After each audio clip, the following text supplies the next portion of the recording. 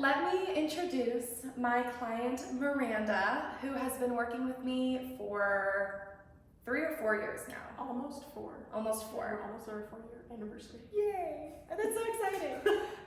So I just wanted to briefly introduce just kind of her background, where she came from before you came up to meet with me. I was working at a gym and she just signed up for one of my classes.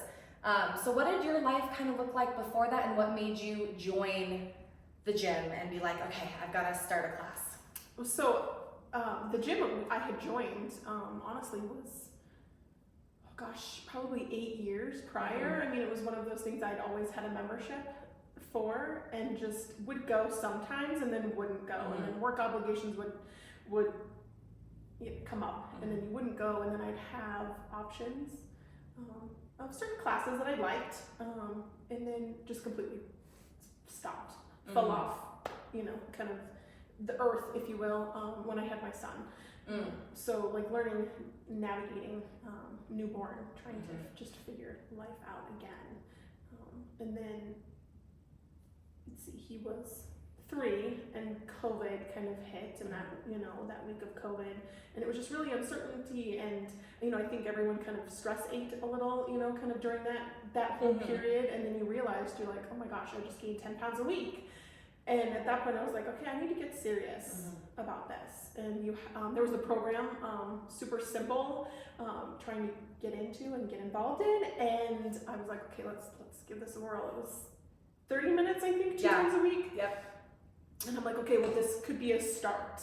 Because partly the reason why I really kind of stopped taking classes and stopped going, and really got discouraged, is I was in the middle of a class and I couldn't keep up. And I couldn't breathe, and it was really hard for me physically to do this class, and I just got super discouraged and I walked out. And I just didn't, go back, because I felt like I hit that moment where I was like, I can't do this anymore. Yeah. So that was. Yeah, my program was simple fitness, twice a week, 30 minutes, and that's what it was supposed to be. Much smaller group, more personalized, right? Because it's a personal trainer, not just a group instructor, which is totally fine. But some people underestimate those classes. Even if I were to go and take like body pump or kickboxing or anything, I would probably die, because I'm just not used to that pace. And that's where everybody starts, is kind of those classes, and then it can be really or even learning the dance steps and Zumba, oh, it seems so much fun, but now I'm way behind everybody else who takes this class, and it can be really daunting, ostracizing. I mean, the dance classes for me have always been something that I've enjoyed, but this was like a body pump, I believe, type class, and I was like, okay, well, let's try this one, and I was like, I can't do it. Yeah, I can't do it at all. So you joined Simple Fitness. You were keeping up with that twice a week. You're very consistent. You have been consistent since then. Yeah. But what did that kind of look like for you, that first year of really being consistent with your workouts? I think that it was I was proving to myself that I could do it, that I could make a commitment to myself, and bettering myself. Because that's I kind of, with having a child, I kind of felt like I lost myself a little bit.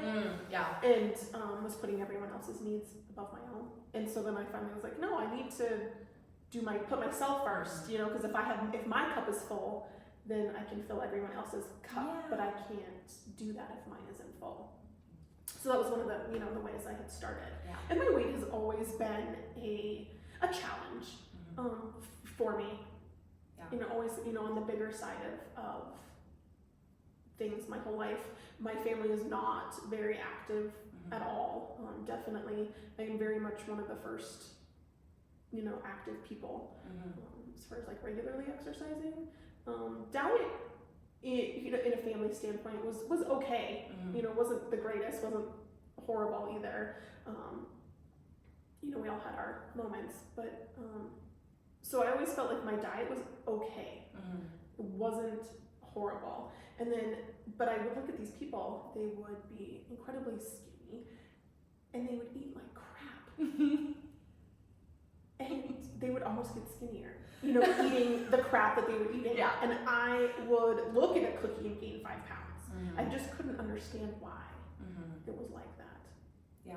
And I think that's a big point that a lot of people miss, is we look at someone who is in a larger body and we assume they're overeating, they're eating all of these unhealthy things, they're not active, they don't care about themselves, they're lazy. And then you look at somebody who's traditionally thinner, and we just have no negative connotations with that, which that person could be eating fast food 3 times a week, they could be drinking a lot of alcohol, they could be malnourished, and yet we assume that, oh, they're thin, they're fine. And that's a really hard dichotomy that a lot of people, I think, are associating with your body size.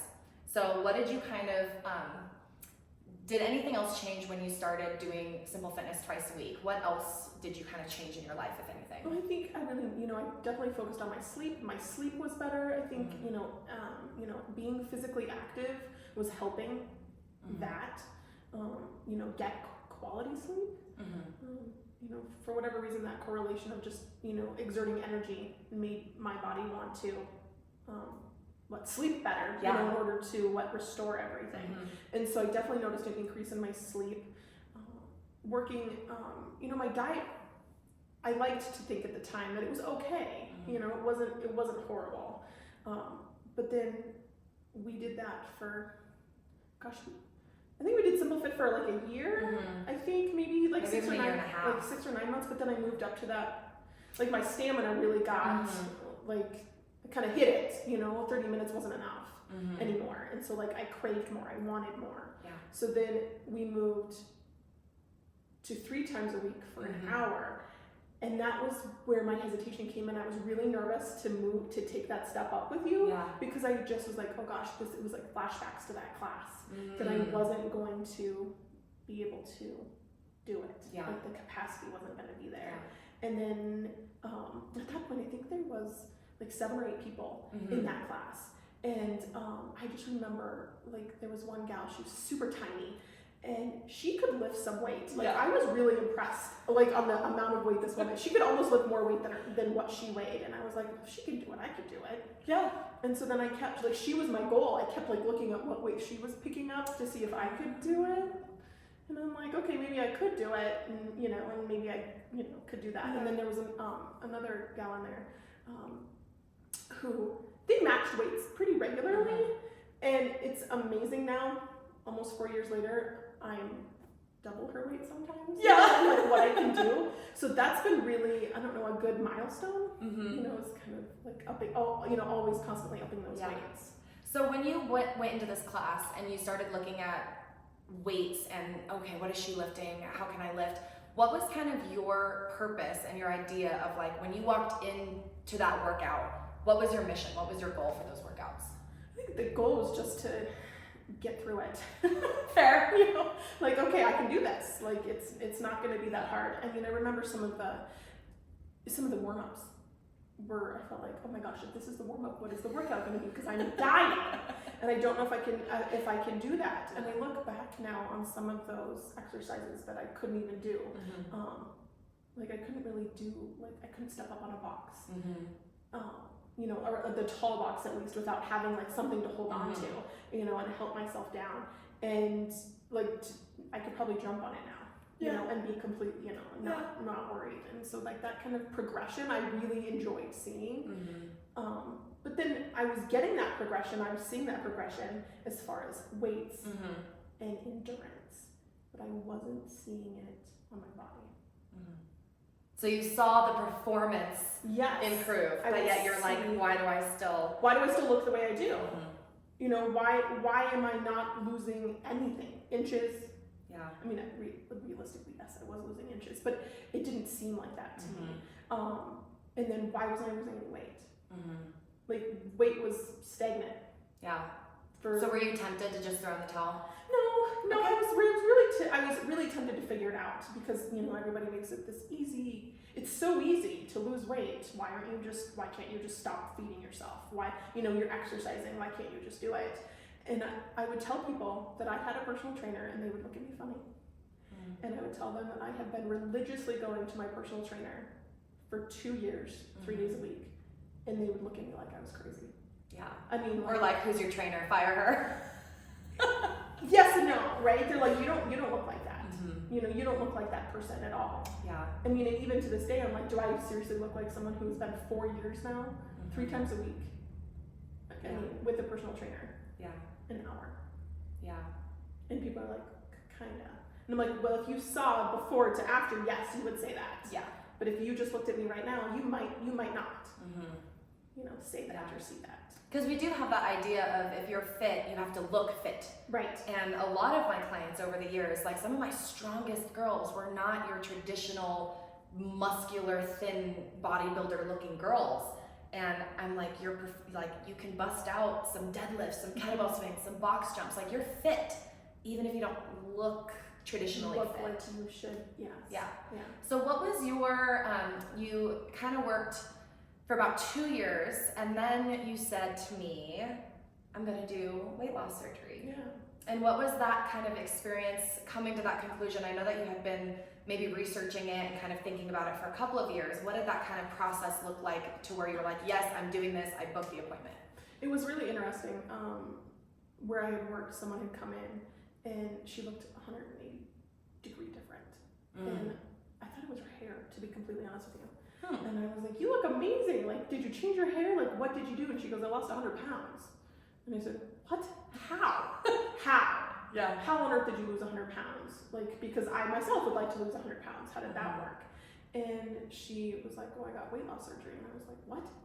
Is that still a thing? I didn't know, I didn't know about those tools. And then I got to, really like thinking, okay, what other tools are out there? What is available? Yeah. It was when, kind of right around the time where the FDA first approved, like a weight loss medication. It was the first time that they'd ever done that. And so I was talking to my doctor, kind of about that. And of course, insurance gets in the way, if you will, and cost, kind of creeps up. And so in looking at all of those ideas and thoughts, it turned out I had had high blood pressure, had no idea I had had high blood pressure. That was really the only ever, what do they call those, comorbidities that had showed up in that. I mean, my blood sugar was great, my cholesterol was perfect. Yeah. I mean, nothing. Thyroid was okay. All Everything. the hormonal stuff that people like Everything. to, Everything. Like somebody wants to like pinpoint. Everything was fine. Everything was. And blood pressure can be a thin person who's really high stressed or whatever, right? Like sometimes that's with being in a larger body can be dissociative, but there's again a lot of thin people with high blood pressure, right? So the doctor put me on high blood pressure medication, and I was always one that was like anti-meds. I never, I was like, well, why do I need medication? I don't want it. And, I really kind of just started changing my mind when I was looking into it. I was like, okay, well, this is a tool. This is helpful. How can this be used as a tool to help where I want to go? And being on that medication, it definitely lowered my blood pressure.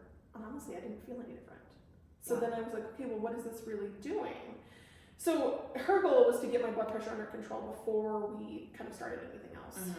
So that took months, which of course was just kind of more discouragement. I thought, well, maybe if I get my blood pressure under control, maybe I'll see the scale change. Maybe I'll see something move. And nothing did. Everything was the same. And so looking at different programs that were available, there was like some like pre-diabetes programs that you could take at the hospital that really just kind of focus on how to eat and what what kind of things to eat and what to do. So I started getting in on one of those programs, and it talked a lot about like the education behind food. So you learned what a carb was, you learned what a fat was, you learned protein, kind of how to make those work, what what they do to make work, the movement that's kind of required for the exercise, what that looks like, and made it like they called it the MOVE program. And so in taking that program, they also were like, well, let's try to put you on what's called an appetite suppressant. And I'm like, okay, sure. I mean, like at this point, I was like, I'm going to use all of the tools in my toolkit, and I'm ready. Yeah. Obviously, what I'm doing on my own isn't working, so let's get some help. Let's get more help. And so they put me on this appetite suppressant, and it was a game changer. I couldn't believe it. For the first time in my life, I wasn't thinking about food anymore. And I would be eating breakfast, thinking about what I was going to have for lunch, and thinking about what I was going to have for dinner. Yeah. And I didn't even really realize it until it wasn't happening. And then I wasn't thinking about food anymore. And I was So when you did go to eat, when you were on that medication, when you went to go eat a meal, were you able to just eat the meal, stop when you were full, Yeah. kind of move on? Yeah, move on, be fine. And how did that differ from like you said before, you were eating something thinking about the next meal, but Yeah, like, what was that really? Well, I feel like that kind of might have led to some overeating. Mhm. You know, eat portions. Looking back now, my portions were a lot bigger than I think I wanted to admit. Just because, you know, after surgery, you have to really look at your portions and be mindful of your portions. And so, what I thought was a half a cup was not a half a cup. Yeah. You know, pre-surgery. And I think if you were already eating fairly like healthy food, like you're eating mostly whole foods and healthy grains, like I have definitely had clients that they eat really healthy foods, but they do just eat a little bit more than or a lot of it more of those healthier foods. Or, okay, yeah, I eat out, but I'm not eating out that much. But we don't realize that for some people, it's maybe that, you know, change of actually noticing like, oh, these are actual portion sizes. Right, Like this is my portion size where this shouldn't be. Yeah. You know, they talk about, in this MOVE program, they talk about like a 9-inch plate, and that's not very big. And they talk about like dividing your 9-inch plate into, you know, your certain portions. And I measured my dinner plate, and my dinner plate was like 14 inches. Yeah. And so no wonder if you're even trying to follow those, you know, those guidelines and those proportions, your serving sizes are going to be bigger just to fit it on your, you know, your plate. And I've heard two different ways that people approach this. If you do smaller plates, sometimes people will eat less. Or some people feel like they're eating less on a smaller plate, so then they really pile it high, or they get 2 plates. And some people, if they like eat something in a giant bowl, it kind of feels exciting, and then they just eat what's in the giant bowl. Other people, if you have too big of a bowl, you're gonna fill it up. So like, it just kind of depends on how you approach that. Right? But and like what your personal levels are, because it's so different. Like there's not a one size fits all for any of this. Yeah. And so you're eating healthier, you're working out, you're like, what's happening? Now you're on the appetite suppressant, you're kind of seeing some changes? Yeah, so I finally started to see, like the scale actually moved, and it moved down. And I was like, okay, maybe we're onto something. Okay. Like, let's see how this goes. And, you know, it moved 10 pounds, and then it stopped. And I was like, okay, so what, you know, like what else? What else is available? What else could we do that's still there? And, you know, weight loss surgery was always in the back of my mind. And so then I really started to research it at that point. Because I was like, okay, if this tool made me start this process, what other tools are available and what tool can be used? And so that's when I really started to research weight loss surgery. And I love that idea.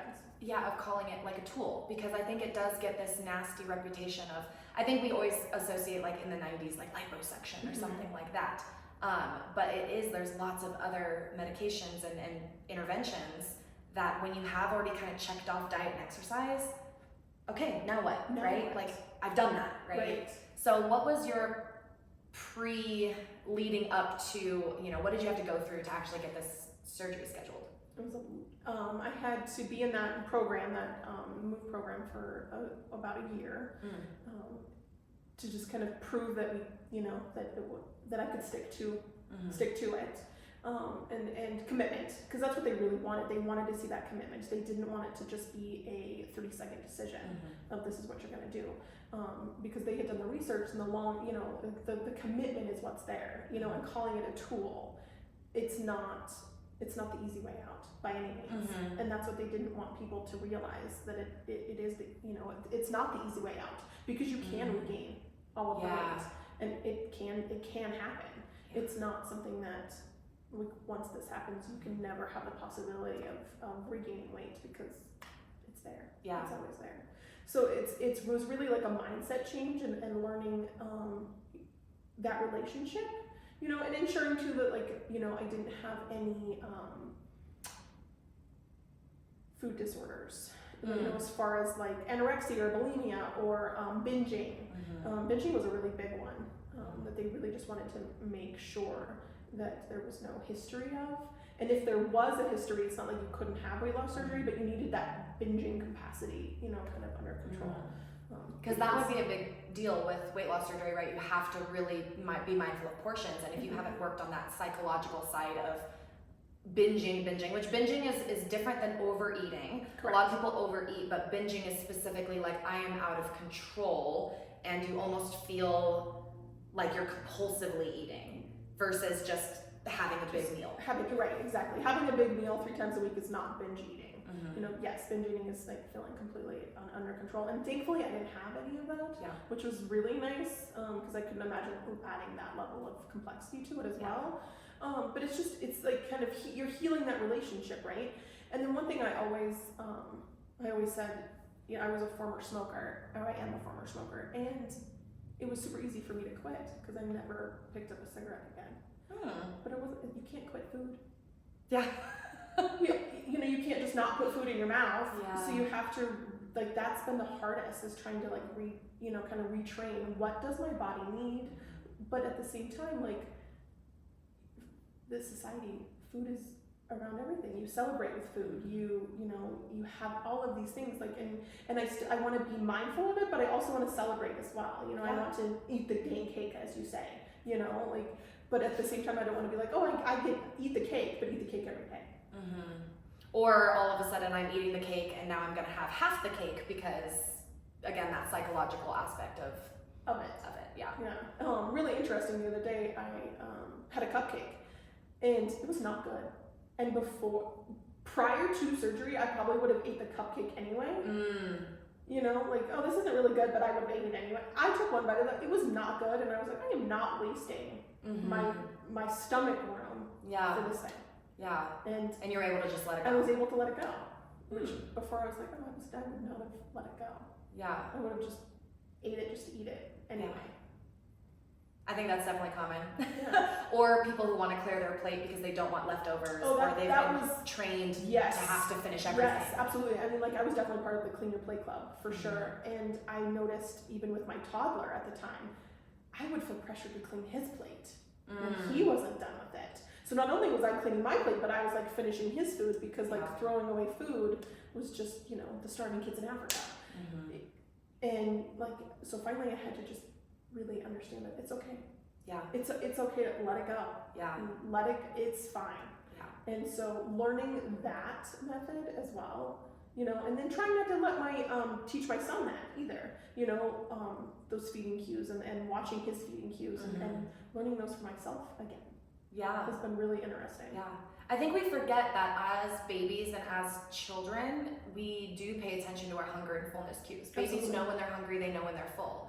And then we start to intervene and tell the kid, you have to eat this to earn this, or we have to sit at the table until you finish. And I've heard many stories of people saying, oh yeah, I used to fall asleep at the dinner table and everyone would go to bed and I would have to kind of sneak away. Or, you know, my mom would never let me leave the table until I ate everything, even if I hated it. So I ended up, you know, stuffing my cheek and then going to the bathroom and spitting it out. Like all of this stuff where it's like, we know you want your kid to eat food, but like you're telling them that they have to eat more than they actually want to eat, or eat something else. And so how have you kind of figured out like more tuning back into, oh, I am hungry, or oh, I can eat this cupcake and I feel good about it, versus I'm not going to eat the cupcake, or actually I can stop eating and I'm okay with that. Like, how did that kind of change?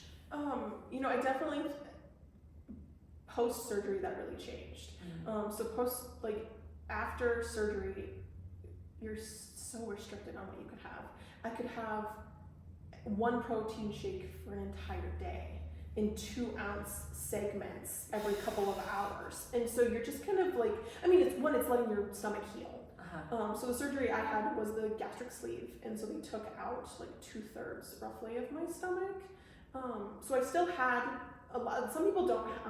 I've learned it gets rid of their hunger hormones, but I still had my hunger hormones. So I thought that was really kind of interesting. So I could still feel hungry.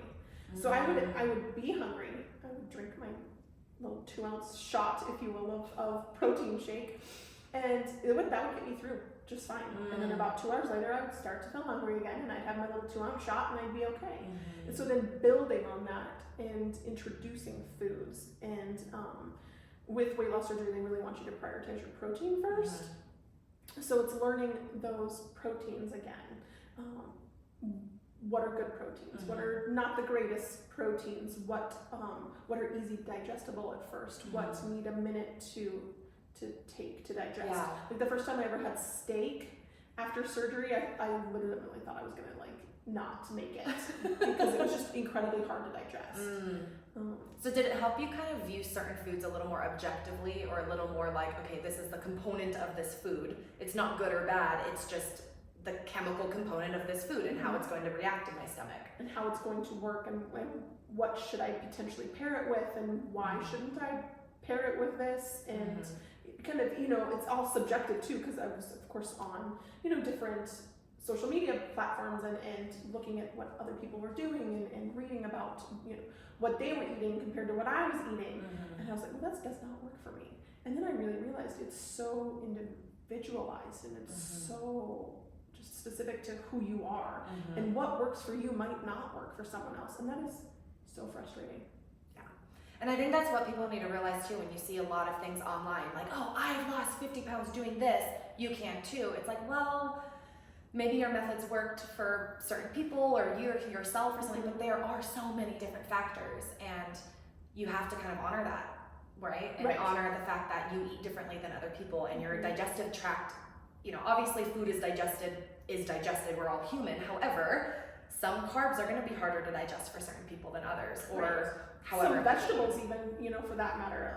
Like even, so I mean, about a year out from surgery, I think next week actually is the 1 year mark, and I still can't eat lettuce.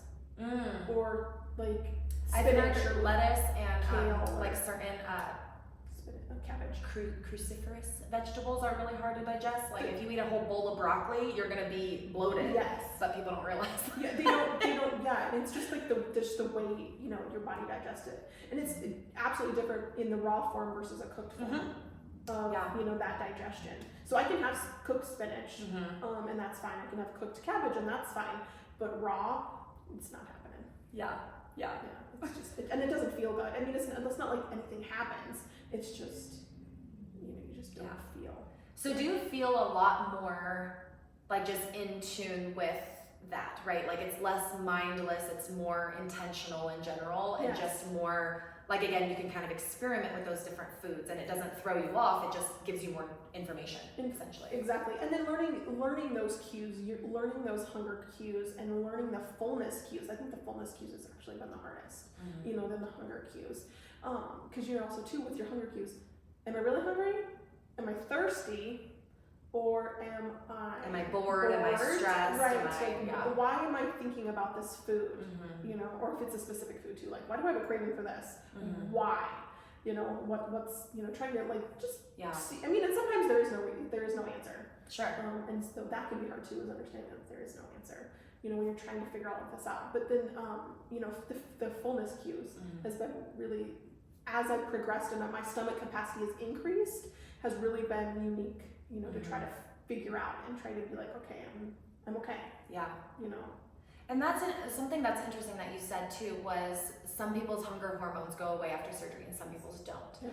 And this is something that we've been discovering more and more with obesity, is like some people have a super high, what we call ghrelin response, which ghrelin is what happens as soon as you start thinking about food. So as soon as you start thinking about food, ghrelin response increases to tell you, okay, go find food.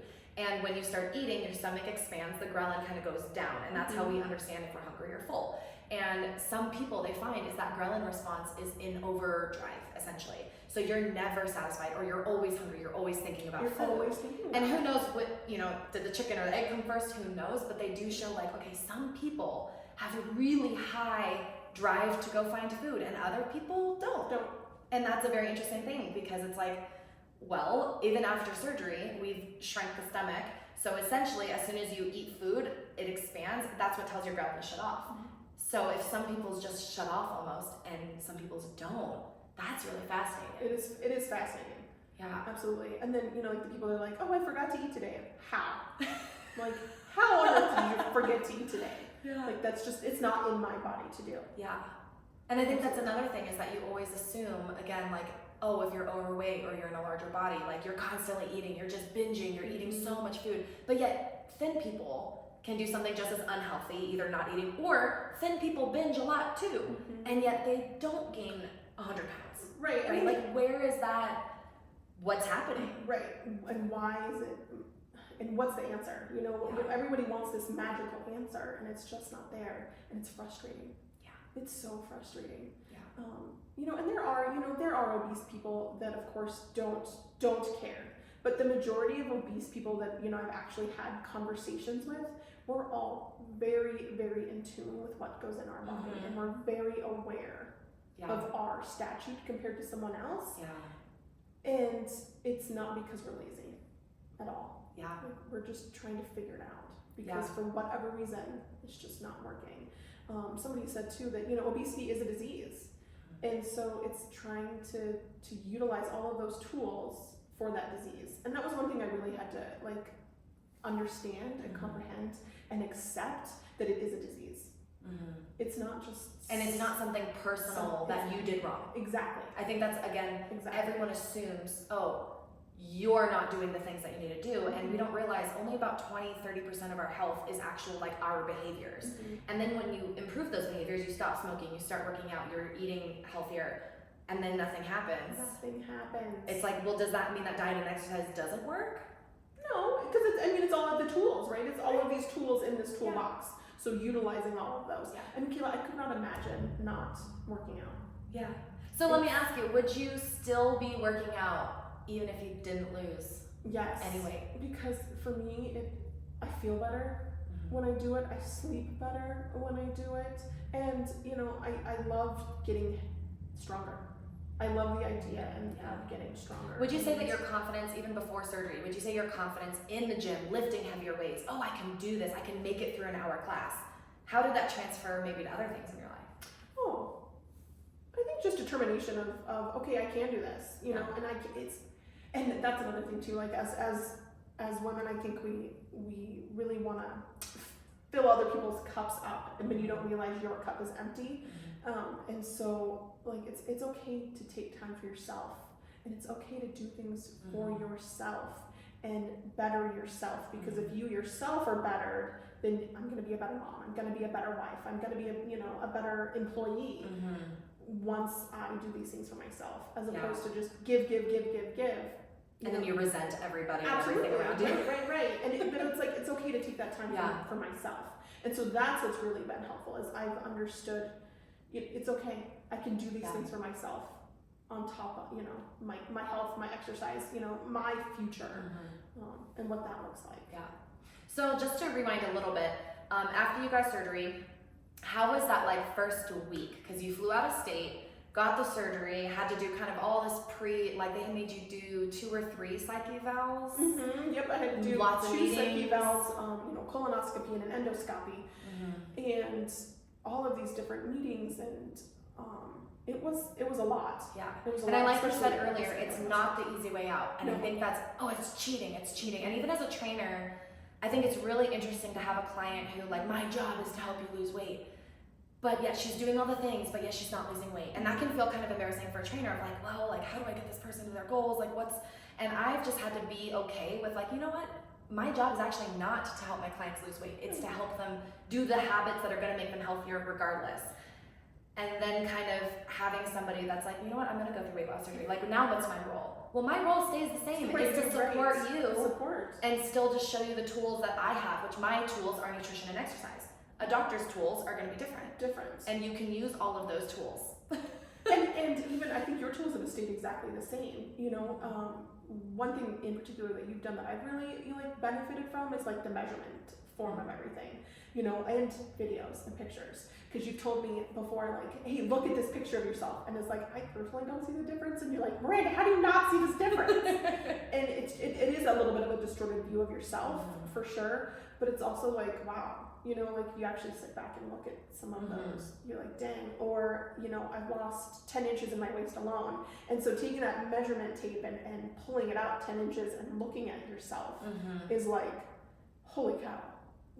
Like look at, you know, like, you know, you get to like look at that, or you know, like in changing clothes, you know, and seeing clothes that fit versus clothes that don't fit. And well, and I find it interesting because I mean, I probably, like, I've been training for 10 years. I've had people lose, 10, 20 pounds, 30 pounds, something like that. But having someone lose, how much have you lost now? So 84, I really want to get to that 85 mark. Yeah. But I lost, what is that math? 35 pounds before surgery. And so I'm at 49 pounds post surgery. Yeah.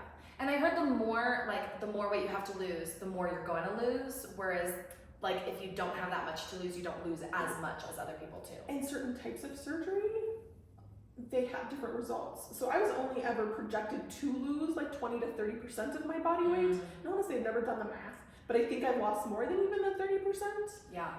Of that. So realistically, you're on par. I'm on par. Exactly. I look great on paper, for the results that I've gotten. Yeah.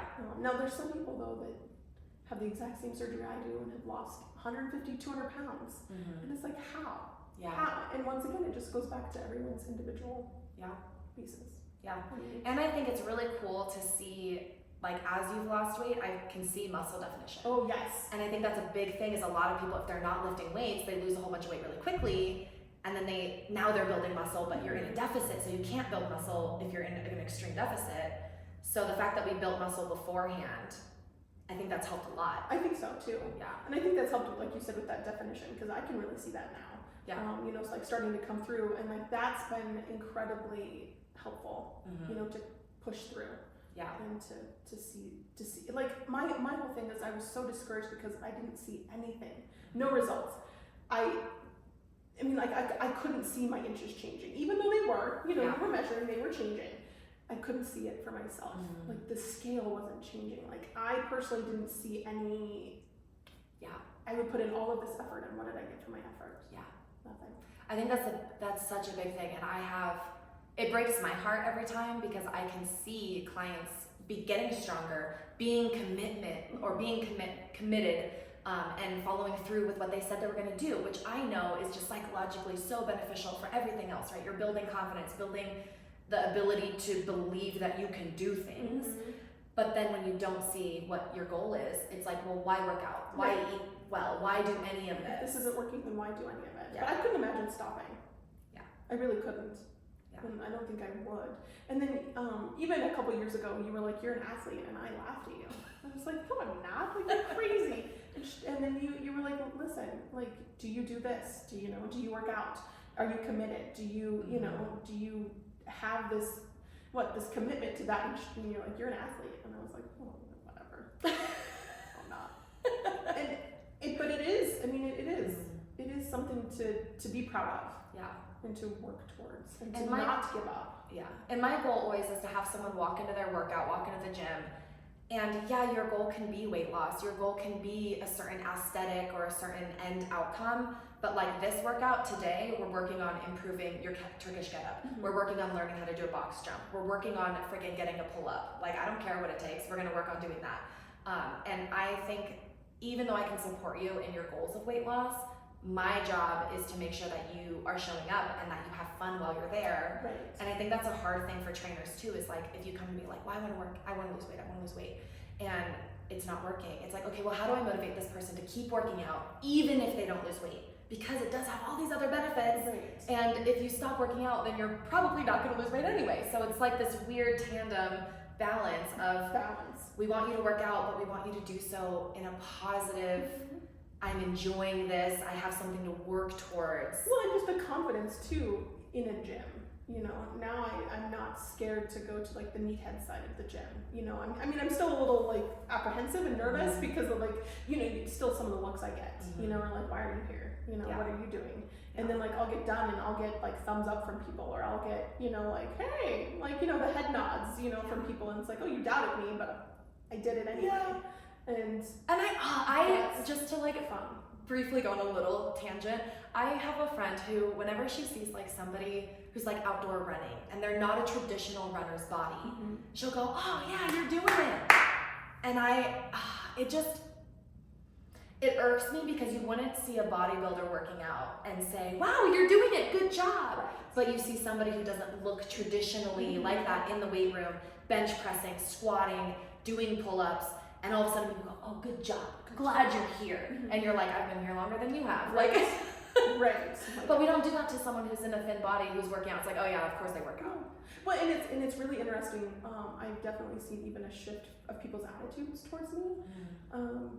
People are nicer when you're thinner, and it's so it's such a dynamic that I just want to make sure I'm not doing that. To other people. Do you feel difference? Like people are nicer, but like what about like when you're grocery shopping or I when think you they're are out absolutely, eating at a restaurant? like less judgmental, for sure. I think I've seen some comments like that, like, oh, you shouldn't be eating. And it's like, what do you expect this person to do? Like, just because they're 300 pounds means that they should just not be eating. If you still don't eat at 300 pounds, you'll still die. Like, you won't just like be able to live forever on your fat stores. That's not a thing. You can't just quit food, right? Like, it would be easy if you could quit food. Yeah. Just like it would be easy not smoking because you just don't do it again. Yeah. But you have to find that balance, of what works for you. And I think that's interesting with like the idea of a food addiction, like constantly thinking about food, feeling compulsive about food, all of those things that could be quote unquote addictive behaviors, but like you said, you can't quit. So is it really addictive? Or is it a psychological attachment to something that maybe you're coping with it? Or you just grew up a certain way and you just live your life a certain way in a larger body and you have no idea why. You're like, I eat better than that person, but yet I'm heavier than them. Like, what's going on? And I think that's why like we don't understand how much obesity can be like this multifaceted disease. It's not just, oh, well, you just don't work out. And that's so common.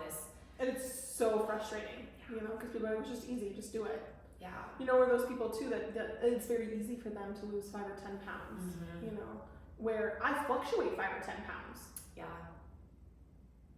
Yeah. It's really, it's just very interesting. Yeah.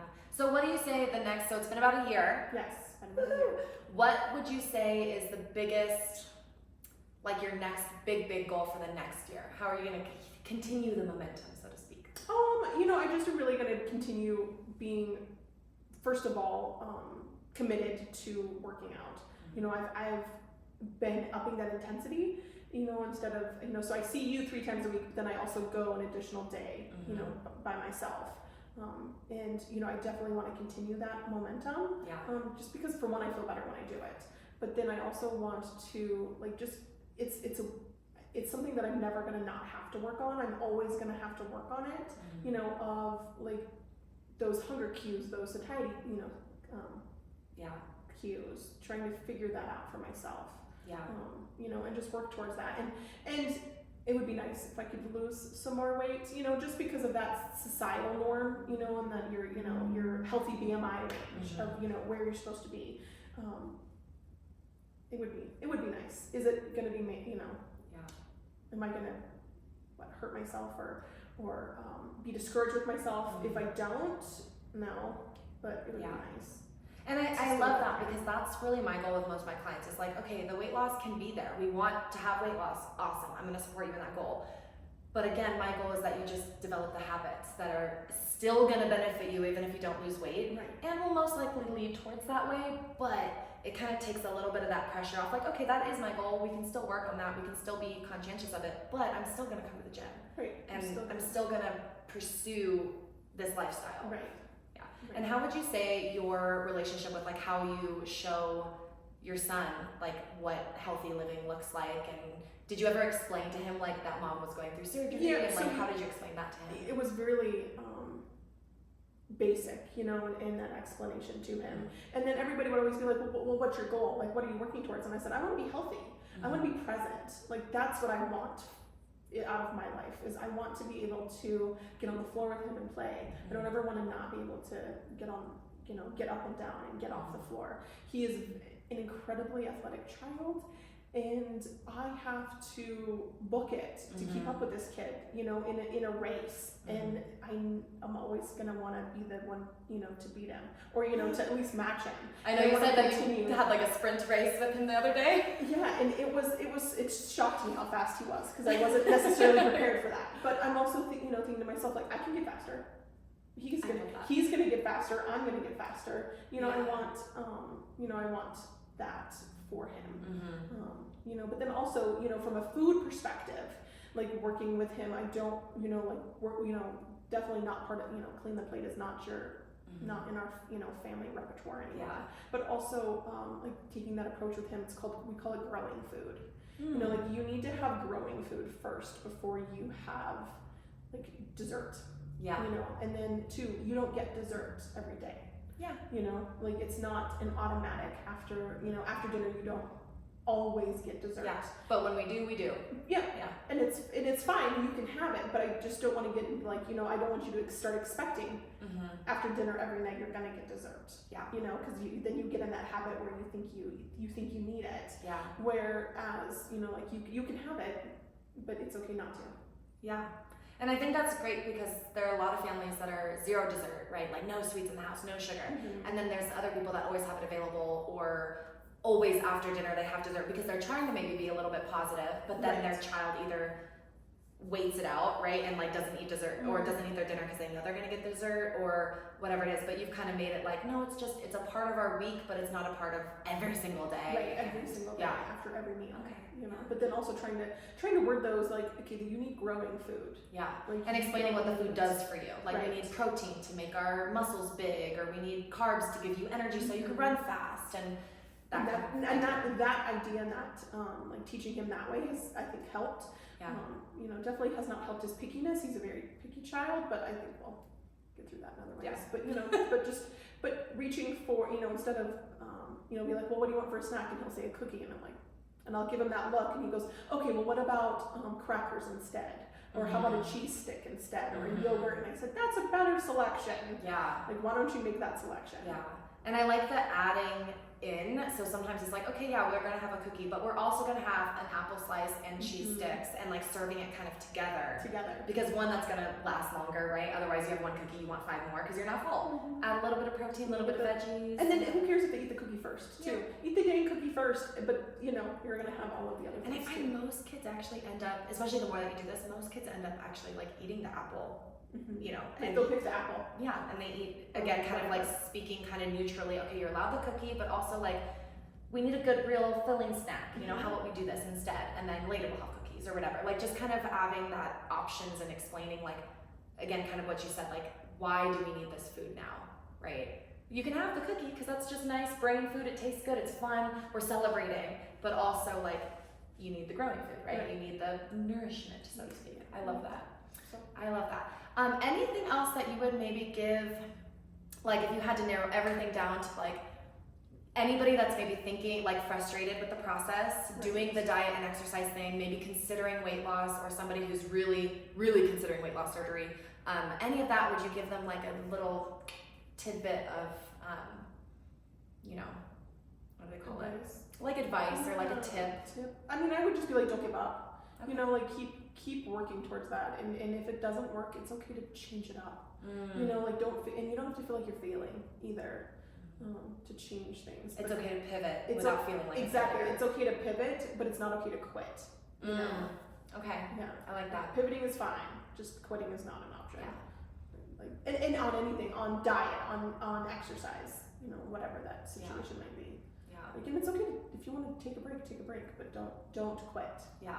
And I like the idea of like your diet, your exercise, your lifestyle it's part of the weight loss process, but you also kind of separated it, right? Like, okay, I'm looking at these tools, the medication, the surgery, the interventions, but I'm still gonna live my lifestyle this way. Right.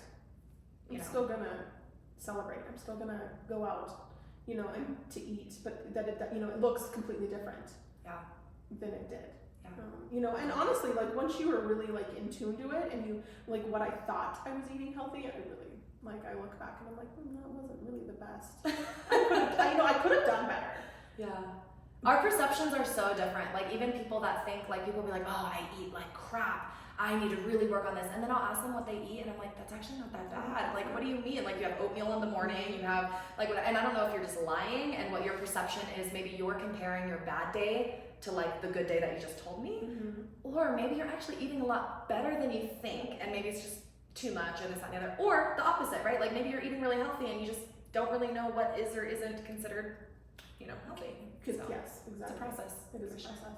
Well, thank you so much for letting me kind of dig into your life a little bit. I know it's a little vulnerable, but I'm hoping it can kind of help anybody who's, again, maybe frustrated with the process and is tempted to give up, but also somebody who, again, I think a lot of fitness professionals there is a stigma around like heavier people working out in the weight room, or wanting weight loss surgery. Like even as a trainer, I'm like, oh, does that mean that I'm cheating, or does that mean that I didn't do my job well, or does that mean that, you know, like, oh, if she gets weight loss surgery, she doesn't need me anymore. Like there's all these kind of things. I'm like, well, you know what? It's not about me.